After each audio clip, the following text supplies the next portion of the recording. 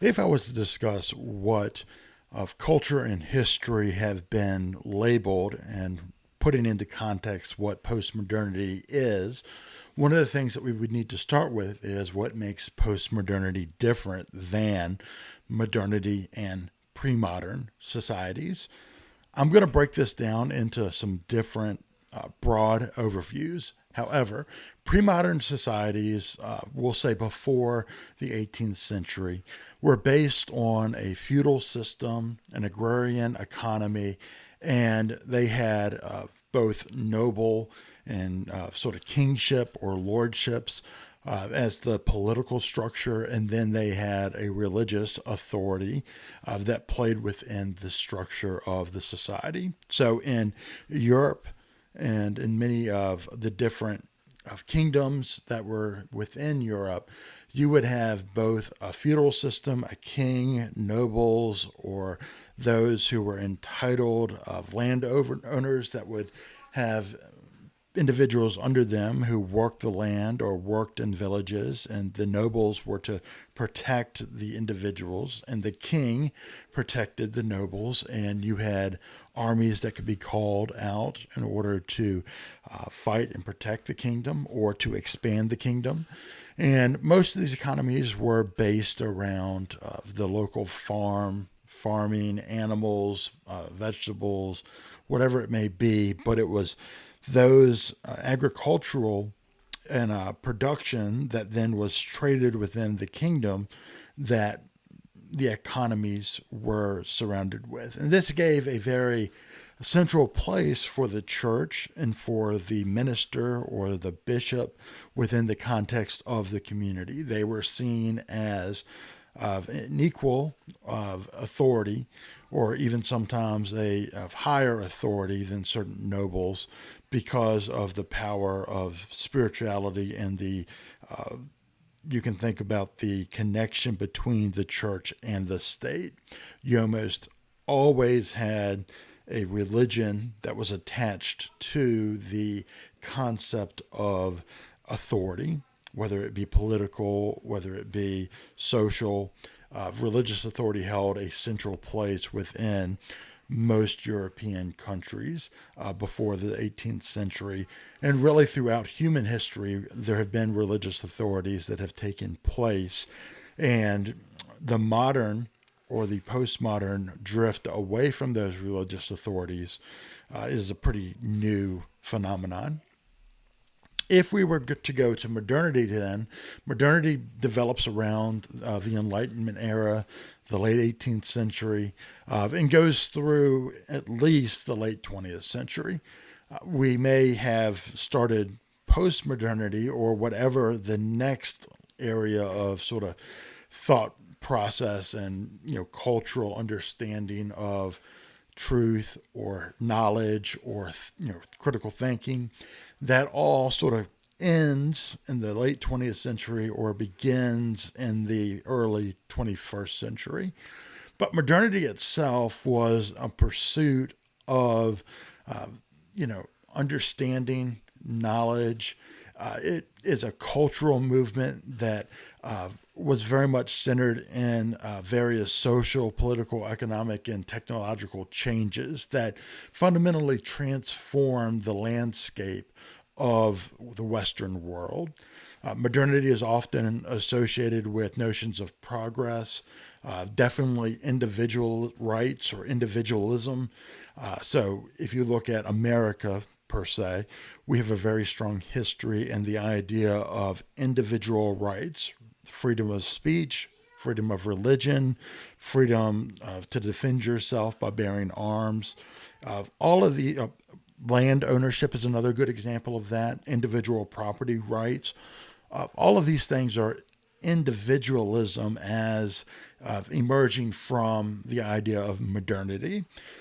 These also would have industrial or economic consequences. The idea that you could own land, that you could accumulate wealth, that you could create a better status for yourself through economic means gave forth a rise of an industrialization where you had individuals, let's go back to the 1850s and 60s, you had individuals like Vanderbilt who would create a railroad empire, and he would become very, very famous. And then you would have Andrew Carnegie with steel.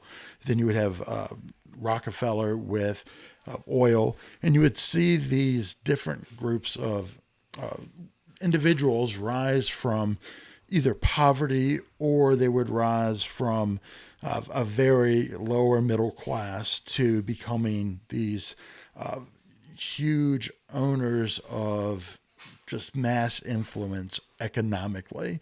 And this democratization and this capitalist system, where you see the development and the power of different business enterprises and different business owners having as much power as political figures, is a very much Western invention. And the urbanization would also come into play because you had a movement away from agricultural means of making a life to people being able to go into cities and finding works in factories and in professional services. And through that, you had the growth of these great cities in the West, and individuals were moving into the cities. And as they moved into cities, they would start having less children. And that would change the family dynamic. When you lived on a farm, when you lived in a rural setting, having more kids was beneficial because they would grow up and work the farm from their childhood until their adulthood, and then they often would be given a piece of land, or they would go and acquire a piece of land to continue the cycle. You also had the invention of things like birth control, which allowed for a certain amount of family planning and the choice for women to sort of plan or decide when they want to have children. So the average age of a woman having a child would then become much later in life. And when I mean much later, I mean you're talking about 17, 18, 19, 20-year-olds getting pregnant, and rural counties or rural areas to now the average age is pushing to the late 20s, early 30s. And as that happens, you see a decrease in children and a remodeling of the family system. And in this movement, towards the end of modernity, or the later part of the 20th century, you see more and more two-income households. So you have both parents working, and that's something that pre-modernity did not see.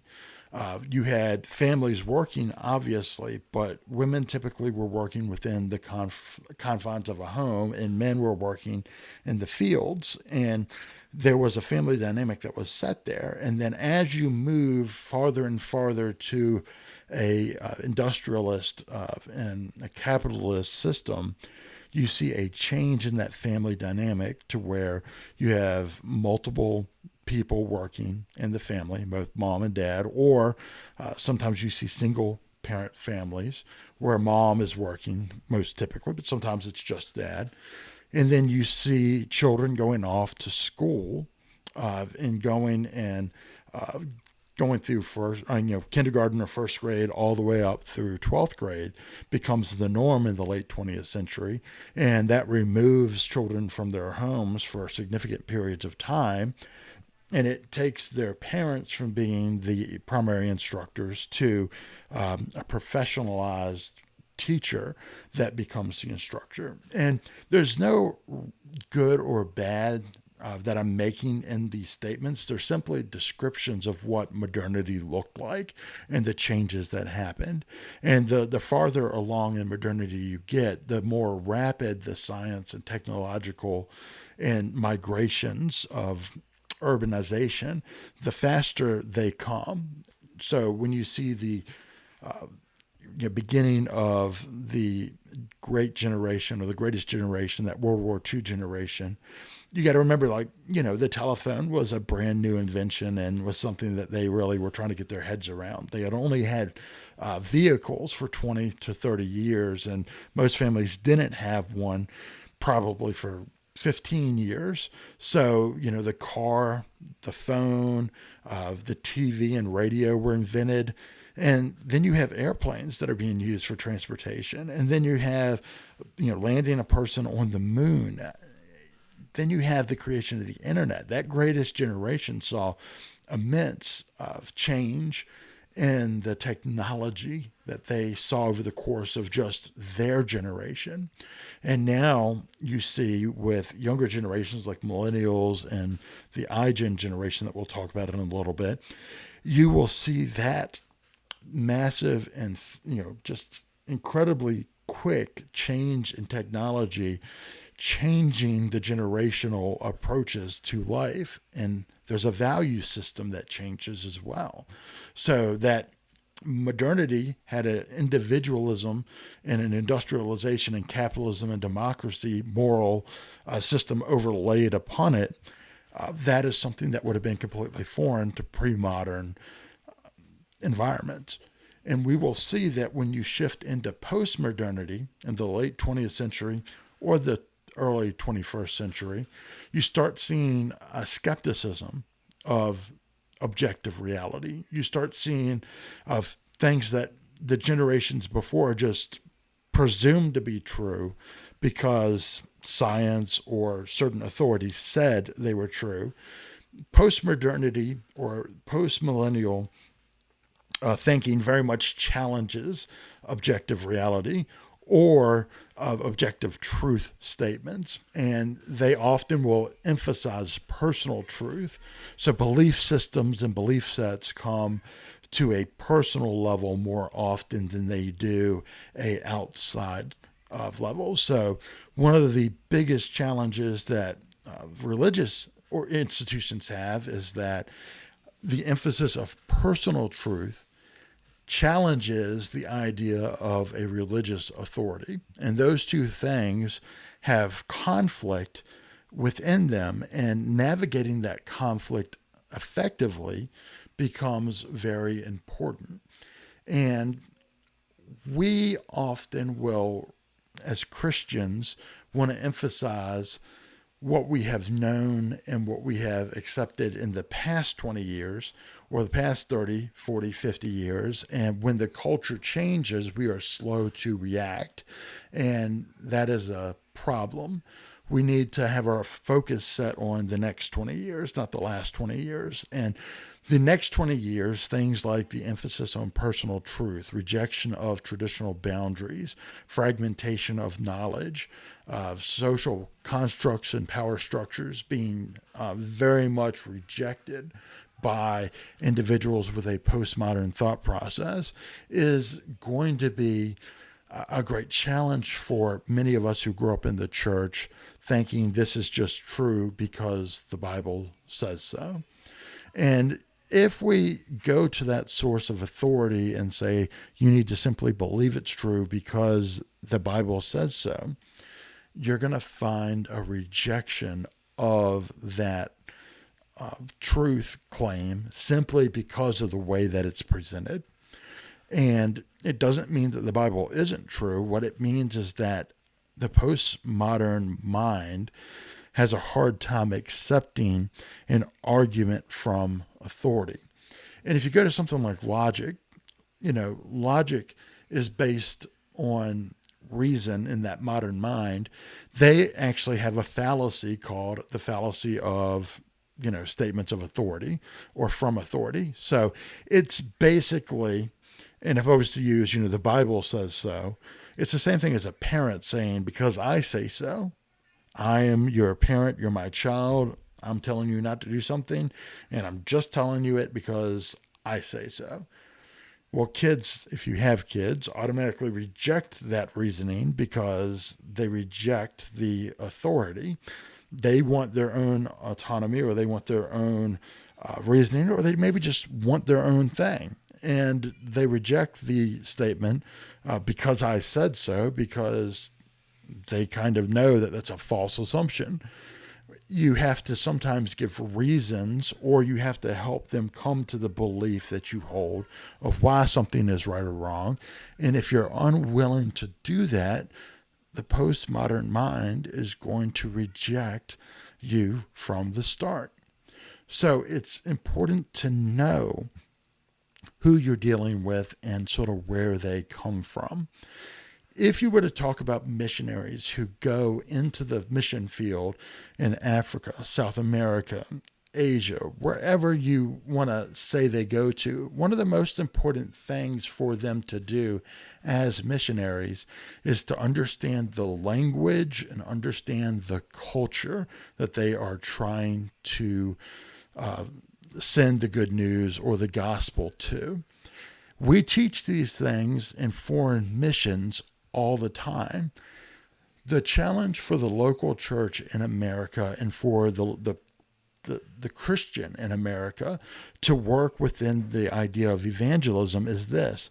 You have to realize we now have the mission field all around us, and there is a different culture and a different language that is being used all around us.